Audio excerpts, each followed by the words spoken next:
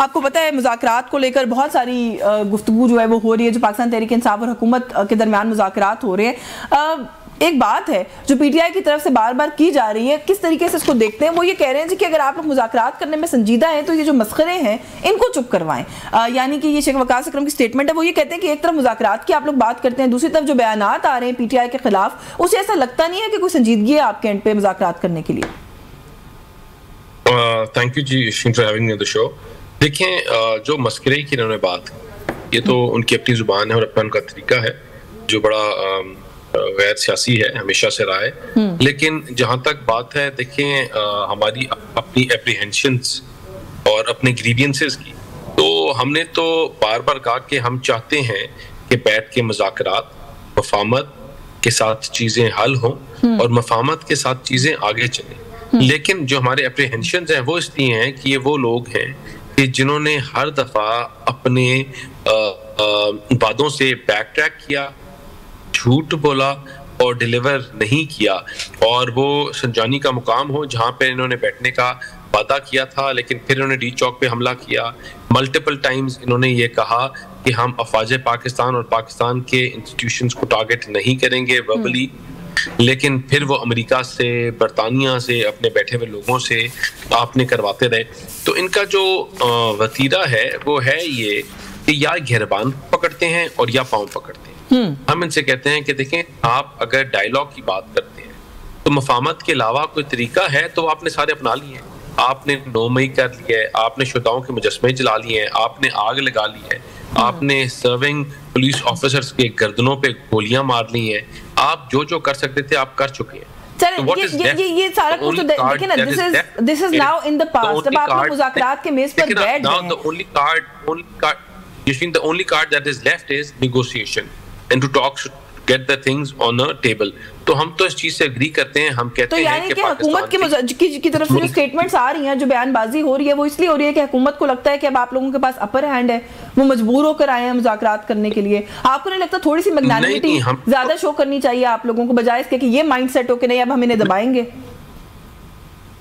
नहीं, हमारी तो ना ये सोच है, ना हमने इस तरह की बात की है। हमने, अगर हमारे कुछ लोगों की तरफ से कुछ स्टेटमेंट्स आती हैं तो नॉर्मल पॉलिटिकल स्टेटमेंट है, जिस तरह मैं भी कह रहा हूं, मैं I am sure to the bottom and core of my heart कि जब टाइम आएगा ये भाग जाएंगे। ये झूठे हैं, इनकी सियासत जो है वो है ही नफरत के ऊपर मबनी, वो है ही तफरीक के ऊपर मबनी, उसका पिलर ही तफरीक और नफरत है। मुझे बात बताएं कि इनके लिए पाराचना में मरते हुए, शहीद होते हुए बच्चे इंपॉर्टेंट थे या डी चौक पे हमला करना इंपॉर्टेंट था? डी चौक पे हमला, प्रोटेस्ट को हमला कहते हैं दानियाल बार बार। थोड़ा सा मैं हमेशा कहती हूँ कि देखें, हमें एक चीज को जहन में रखना चाहिए कि जो उनके साथ लोग आए थे ना, वो भी इसी मुल्क के रहने वाले लोग हैं। उनको दहशतगर्द कहना, फसादी कहना, वो अपनी सियासी लड़ाई के अंदर उन लोगों को तो मत रंगे देना आप लोग सारे। नहीं, आप मुझे बात बताएं कि आपका जो प्रोसेशन था, वो प्रोसेशन था जब तक आपने असला उठाकर गोली नहीं मारी। वो प्रोसेशन था जब तक आपने 20,000 शेल नहीं चलाए अपनी दिफाई इदारों के एहलकारों के, तब तक प्रोसेशन था। जब आपने हमला कर दिया, जब आपने मार कुटाई और गोलियों पे बात ले गए, तो फिर तो वो हमला है, उसको प्रोसेशन नहीं कहते। दूसरी चीज देखें कि इनकी सियासत जो है वो इसके ऊपर मबनी तो है नहीं कि हमने ये डिलीवर किया, 11 साल से केपीके में हमने ये किया है और हम पाकिस्तान के साथ खड़े हैं। इनकी सियासत है नफरत, तफरीक, और वो आपको नजर आती है कि जब IMF पाकिस्तान के साथ मुआहिदा कर रहा था, दानियाल के साथ नहीं, यशवीन के साथ नहीं, पंजाब के साथ नहीं, पर IMF पाकिस्तान के बेरोजगार, मजदूर, गरीब के साथ जब मुआहिदा कर रहा था, तो IMF की बिल्डिंग के बाहर खड़े होकर इन्होंने प्रोसेशंस किए, वहां जलाओ गिराओ किया और कहा कि अगर पाकिस्तान के साथ आप मुआहिदा करोगे तो हम इस मुल्क में दोबारा सिविल नाफरमानी करेंगे, हम इस मुल्क को बंद कर देंगे, आग लगा देंगे। देखिए, इनकी सियासत का जो मेवर है वो नफरत है, वो तफरीक है। तो इसलिए मैं कहता हूं कि अगर इनके पास कोई और, अगर ये टॉक्स कामयाब होती हैं तो नफरत का अंसर हटाना पड़ेगा, पाकिस्तान को तोड़ने का, तफरीक का, रॉथस्चाइल्ड फैमिली का। तो आप ये कह रहे हैं कि आप पुरुमीद नहीं है, तो हटाना पड़ेगा। तो उसको हटाकर फिर इनकी पीछे सियासत क्या रह जाती है? अच्छा, ये जो कुछ कंसर्न्स गवर्नमेंट के कुछ बहुत सीनियर लोगों की तरफ से आ रहे हैं, मतलब ख्वाजा आसिफ बहुत सीनियर सियासतदान है, डिफेंस मिनिस्टर है, बड़ा इंपॉर्टेंट पोर्टफोलियो है उनके पास, आप कह रहे हैं हमारी तरफ से ऐसी बातें नहीं हो रही, मुझे नहीं लगता आपने उनका ट्विटर टाइमलाइन देखा नहीं है। वो तो बहुत तरह तरह की बातें कर रहे हैं, वो तो वही 80s की दिहाई की लगता है, कहीं कहीं पॉलिटिक्स भी कर रहे हैं कि किसी को यहूदी एजेंट डिक्लेयर कर रहे हैं और पता नहीं क्या क्या मजीद कह रहे हैं। लेकिन वो एक और बात कह रहे हैं कि हुकूमती मुज़ाकराती कमेटी जो है ना वो देख सुनकर काम करे, कहीं रुल ना जाना और किसी के हाथों इस्तेमाल ना हो जाना। ये कौन है जिसके हाथों इस्तेमाल होने का खतरा है कि आपके लोग इस्तेमाल हो जाएंगे? ख्वाजा साहब कह रहे हैं। देखें, जो यहूदी और रॉथस्चाइल्ड फैमिली की अगर बात करते हैं तो उसमें 80 की दिहाई की सियासत नहीं है। ये हकीकत है कि अच्छा कैसे है, मुझे बताएं कि वो बंदा जो गजा के शहीद, गजा के मरते हुए बच्चों के लिए स्टेटमेंट नहीं देता। What a coincidence, Imran Khan के खाने के ऊपर जिम की चीजें कम हैं, पराठे में घी लग रहा है नहीं लग रहा, और मशीन्स हैं, उसको ह्यूमन राइट्स का इशू बनाकर स्टेटमेट देते हैं। क्या बात है, क्या कोइंसिडेंस है? अच्छा, वैसे पैलेस्टाइन में उनकी ट्वीट्स हैं इमरान खान साहब की। सुने 60 सेनेटर्स जो हैं वो अमेरिकन लॉबी के जो प्रो इजराइल हैं, आउट ऑफ नोवेयर वो एक चीज साइन करके पाकिस्तान को कहते हैं कि इमरान खान के लिए भेज दो। अमेरिका में तो शायद सभी प्रो इजराइल हैं दानियाल, इस वक्त अनफॉर्चुनेट है। एक सेकंड, प्रो इजराइल नहीं, हम बात करते हैं कि लोगों की जो आप वहां लोगों के बच्चे मार रहे हैं, जो उनको शहीद कर रहे हैं, जो लोगों के छोटे छोटे औरतों को आप मार रहे हैं, हम तो उनकी बात करते हैं। अच्छा चलिए, मुझे ये बता देना कि ख्वाजा आसिफ साहब जो ये रुलने की जो बात कर रहे हैं, आउट ऑफ नोवेयर, नहीं एक सेकंड ना, फिर आप 80 की दिहाई का गोल्डस्मिथ की स्टेटमेंट आपने नहीं पढ़ी? दिस इज द लास्ट जो फाइट है ये जो इजराइल की, this will decide the fate of our entire existence. वो आज भी उस चीज के ऊपर डटाई के साथ खड़े हुए हैं और वही इनके सपोर्टर्स हैं, वही इनको फंडिंग करते हैं, वही इनका प्रोपेगेंडा का जो प्लेटफॉर्म है उसको आगे लेके जाते हैं। ये फौजी प्रोडक्ट्स को तो कहते हैं हम बैन करें, जिसमें गरीब का बच्चा, जिसमें शोधाओं की फैमिलीज का खर्चा उठाता है जो ट्रस्ट। लेकिन आप जो यहूदी या ट्विस्ट चीजें जो हैं उस लॉबी की बिक रही हैं, आप उनको तो बाइकआउट नहीं करते। तो मतलब व्हाट अ कोइंसिडेंस कि all these cards fall at a right place, and और ये 80 की दिहाई की कोई चले ये डिस्कशन वही बात है ना, लंबी हो जाएगी। वरना देखे ना, हमने कभी किसी को सिक्योरिटी रिस्क कहा, कभी किसी को क्या कहा, मुल्क बदर आपकी लीडरशिप भी हुई जरूरत पड़ने में। मैं तो उस कॉन्टेक्स्ट में 80 की दिहाई की कह रही हूँ, लेकिन आगे बढ़ जाते हैं ना, मुझे बताएं किसके हाथों इस्तेमाल हो जाएगी जो आपकी मुज़ाकराती कमेटी है? ख्वाजा आसिफ साहब को क्यों ये तशवीश है? वो कहते हैं रुल ना जाना। नहीं, इंशाल्लाह कोई किसी के हाथों इस्तेमाल नहीं होगा। ये सीजन्ड पॉलिटिशियंस हैं और इसको बड़ी मैग्नेटिक के साथ और बड़े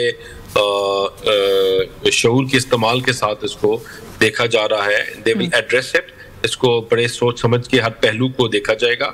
और मेरी उम्मीद है, मुझे उम्मीद है, और मेरा दिल भी मतलब I hope and I wish कि हम एक प्लेटफॉर्म पे, एक पेज पे आ जाएं for the better of this country, for the survival of this country. Pakistan की जो विसिनिटी में अरब स्प्रिंग है, जिस तरह आज पाकिस्तान के ऊपर सैंक्शंस लगाने की बात की गई थी, जो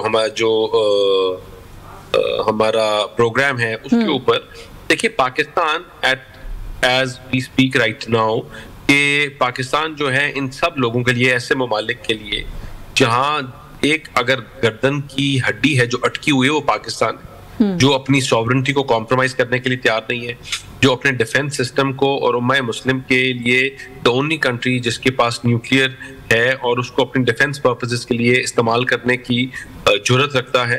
तो अगर द ओनली कंट्री दानियाल जो they would want to eliminate, yeah, but also the only country के जिसके पास ये सारा नहीं, and also the only country जो ये कुव्वत रखने के साथ साथ माशी तौर पर बिल्कुल स्टेबल नहीं, अपने पैरों पर नहीं खड़ा हो सकता। ख्वाजा आसिफ साहब का बयान है माजी में जब वो कहते थे कि हम अमेरिका के दिए हुए वेंटिलेटर के ऊपर हैं, उसके बगैर हम चल नहीं सकते। मुझे ये बताएंगे कोई दबाव या प्रेशर आप लोग महसूस कर रहे हैं when it comes to releasing Imran Khan? Because मियां जावेद लतीफ साहब कहते हैं कि अगर आपने दबाव में आके छोड़ दिया इमरान खान को तो कोई इसको एक्सेप्ट नहीं करेगा। इसका मतलब है वो इंप्लाई कर रहे हैं कि प्रेशर है आप लोगों पे और उनको ये भी डर है कि आप गिव इन कर देंगे। देखिए प्रेशर तो नो डाउट डलता है और डालने की कोशिश भी करेंगे इनके एलाइज, लेकिन तो जो रिलीफ है और जो चीजें हुई हैं वो कोर्ट्स ने देना है रिलीफ, हमने नहीं। और अगर कोई समझता है कि बगैर 9 मई के एहतसाब के उसमें ट्रायल हुए बगैर बाहर निकल सकेंगे तो ये पॉसिबल नहीं होगा। ठीक है, तो आप लोग कह रहे हैं कि आप लोग किसी का प्रेशर नहीं लेंगे। अच्छा, जहां पर एक तरफ आप लोगों के लिए ये फ्रंट खुला है, वहीं पर पाकिस्तान पीपल्स पार्टी का लहजा तल्ख होता जा रहा है। दानियाल साहब, वो बिलावल भुट्टो जरदारी साहब जो हैं वो तो बड़े तंजिया गुफ्तगू कर रहे हैं, आपको फॉर्म 47 की हुकूमत होने का ताना भी दे दिया उन्होंने। देखें, हमने जब ये हुकूमत संभाली थी तो हमने डे 1 से एक चीज कही थी जितने भी स्टेक होल्डर्स थे, कि ये कांटो स्टेज है और हम इसको लेने के लिए इसलिए तैयार हैं, इसको संभालने के लिए, क्योंकि हम वो वाहिद जमात हैं जिसने डिलीवरेंस के ऊपर सियासत, हमारा जितना टेन्योर है, हमने अगर 18 साल की हुकूमत की है टोटल कुल मिला के, तो हमारी जो सियासत है वो डिलीवरेंस के ऊपर है। हमने इस 75 इयर्स में या जितने भी कि हमने डिलीवरेंस की सियासत की, डिलीवर किया, और वाहिद जमात हैं जो अपने मंसूबों के ऊपर, अपने पॉलिसीज के ऊपर दोबारा आई। यहाँ तो हम वो जमात थे जो इन चीजों, इस हालात से मुल्क को बेहतर कर सके। और उन हालात में जब बात चल रही थी कि मुल्क कल दिवालिया हो रहा है, परसों हो रहा है, एक हफ्ते बाद हो रहा है, अगर हमने उस हालात से अब निकाल के इसको स्टेबिलिटी की तरफ लेकर जा रहे हैं तो इसमें पॉलिटिकल हमने माइलेज कुछ दोस्तों का कुछ लूज भी किया है, कुछ कमिटमेंट्स हैं जो पूरी नहीं हो सकती। लेकिन अब कोई नाराजगी हो, हाँ, ये मैं पूछना चाह रही हूँ कि कोई नाराजगी हो गई है हमारे लिए? देखिए, हमारे लिए अटमोस्ट इम्पोर्टेंस है पाकिस्तान की मैशत, यहाँ के लोग, तो हमारी तरफ से भी कोताहियां हो सकती हैं, लेकिन ऐसी क्या कोताही कर दिया आप लोगों ने कि वो तो आपकी पूरी सियासत को डिसरिगार्ड कर रहे हैं। वो कहते हैं कि सियासत मोटरवे से शुरू होती है, मेट्रो पे खत्म हो जाती है, फिर वो कहते हैं जो मुतनाज़ा फैसले आप लोग कर रहे हैं वो हम आपको करने नहीं देंगे। पता नहीं वो किस बात पर नाला है। देखें, हमारा और पीपल्स पार्टी का जो बयानिया है, सियासी बयान, वो फ्रॉम द फर्स्ट डे अव्वल से अलग है। हमारा पॉलिटिकल बयानिया, हमारा पॉलिटिकल आईक्यूमेंट, हमारी पॉलिटिकल स्ट्रेंथ उनकी पॉलिटिकल स्ट्रेंथ से अलाइन नहीं करती हम, और इसलिए वो बहुत चीजों से एग्री नहीं भी करते। लेकिन हमें जो मैंडेट है, हमारे ऊपर जो ट्रस्ट है, वो एक चीज के ऊपर है कि इस मुल्क को बुरहानों से निकालना। अगर आज 1.5 साल हो गया है, ऑलमोस्ट साल हो गया है, आपके मुल्क की मैशत, आपका डॉलर स्टेबल है, जो 50 रुपए, 60 रुपए, 40 रुपए छलांगे मारता था वो मुस्तकम है। ये हमारी सबसे पहली बड़ी प्रोग्रेस है। जो कह रहे थे कि मुल्क कल दिवालिया होगा, आज होगा या हो चुका है, वो आज ये कह रहे हैं कि हमारे जो फॉरेन रिजर्व्स हैं वो हाईएस्ट है। जो कह रहे थे कि मुल्क दिवालिया हो जाएगा, वो आज बता रहे हैं कि पाकिस्तान का ट्रेड सरप्लस है $2 बिलियन। चले, वो तो इमरान खान साहब ने खुद भी उन्होंने कहा कि आप लोगों ने दिवालिया होने से बचा लिया। ये तो इमरान खान साहब ने खुद भी एतराफ किया इस बात का। दानियाल, थोड़ा मेरे पास वक्त कम है, मैं एक सवाल आपसे जरूर पूछना चाहती हूँ। देखिए, ये खाली एक चीज, आखिरी चीज, देखिए, ये जो है ना, ये बाय प्रोडक्ट नहीं है मुल्क मैशत, ये द प्रोडक्ट है। मतलब this is the most important thing, this is more important than politics, this is more important than keeping peoples party and other political parties happy. हमारे लिए अटमोस्ट इंपॉर्टेंस ये है, जो जमात इसको समझ सकती है वो समझेगी, जो नहीं समझेगी उनके लिए उनका अपनी रिस्पॉन्सिबिलिटी है। लेकिन हमारे लिए इस मुल्क की जो मैशत है वो सबसे, अच्छा दानियाल, जहाँ मैशत इंपॉर्टेंट है वहीं पर सिक्योरिटी सिचुएशन भी बहुत इंपॉर्टेंट है, राइट? वो भी एक one of the most important areas है। ये एक नया पेंडोरास बॉक्स जो फिर से खुल गया जी, के तालिबान से मुज़ाकरात किसने कहे थे, इल्जाम जो है पाकिस्तान तहरीक इंसाफ की हुकूमत पर लगाने की कोशिश की गई। अगर ऐसा है भी कि उनके दौर में हुआ एंड दे आर रिस्पॉन्सिबल, तो उसके फौरन बाद आप लोगों की हुकूमत आ गई थी जब PDM-1 गवर्नमेंट आई थी, आप लोगों ने क्यों नहीं खत्म कर दिया? बल्कि उस दौर में तो राना सनाउल्लाह साहब की ट्वीट्स हैं जहां पर वो ये कह रहे हैं कि हम सब ऑन बोर्ड हैं, हम इस मुज़ाकराती अमल को लेकर आगे चलेंगे, आइन के दायरे के अंदर हो रहे हैं। आज आप लोग सारा मलबा उठा के उनके टोकरी में डाल रहे हैं। देखिए, हमने बड़े मुश्किल से ज़रबे अज़ब और जंगें लड़ के, वो भी हमारी हुकूमत में, हमने खैराबाद किया था इस नासूर को।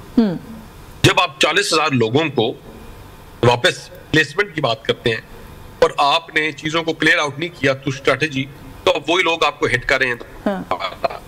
तो ये फिर जिनकी पॉलिसी थी, जिन्होंने जेलों से निकलवाया था, ये रिस्पॉन्सिबल है। ये जनरल बाजवा और जनरल फैज हमीद की पॉलिसी नहीं थी दानियाल साहब, इमरान खान साहब की पॉलिसी। ये उस पॉलिटिकल अगर उनकी थी तो उसको भी ब्रंट बोलेंगे और वो ले भी रहे हैं। लेकिन जो पॉलिटिकल पॉलिसी होती है, देखें, कराची ऑपरेशन जो है वो कोई जमात नहीं कर सकती। हमने कराची ऑपरेशन किया ना, आपके सामने किया, आपको नजर आया जिन गलियों में कोई जा नहीं सकता, ओनली क्वेश्चन इज कि क्या एस्टैब्लिशमेंट आप लोगों जो भी पॉलिटिकल गवर्नमेंट थी उसके साथ इक्वली रिस्पांसिबल नहीं है? जनरल फैज तो शायद इस वक्त डीजीआई नहीं रह गए थे, वो चेंज हो गए थे, लेकिन फिर भी एस्टैब्लिशमेंट वो जो रिस्पांसिबिलिटी है उसके अंदर हिस्सेदार नहीं है? बिल्कुल है, मतलब उसके बगैर तो आपका नहीं बन सकता ना। लेकिन अगर वो किसी फर्द वाहिद की पॉलिसी थी और उसको इमरान खान की डे वन से एक ही बयानिया रहा है, ये इनका अपना सोच थी, इसको उन्होंने अग्री किया और उस सोच को आगे लेकर गए और उसकी वजह से ये इतना बड़ा ब्रंट हमें फेस करना पड़ा है। चले, मेरे पास वक्त होता तो ये डिबेटेबल वैसे पॉइंट छोड़ा आपने, इसे मजीद बात करते किसी और सेशन में करेंगे। आपका बहुत शुक्रिया बैरिस्टर दानियाल चौधरी, प्रोग्राम में आपने वक्त दिया। म्यूजिक ब्रेक का वक्त हो रहा है, हमारे साथ रहिए।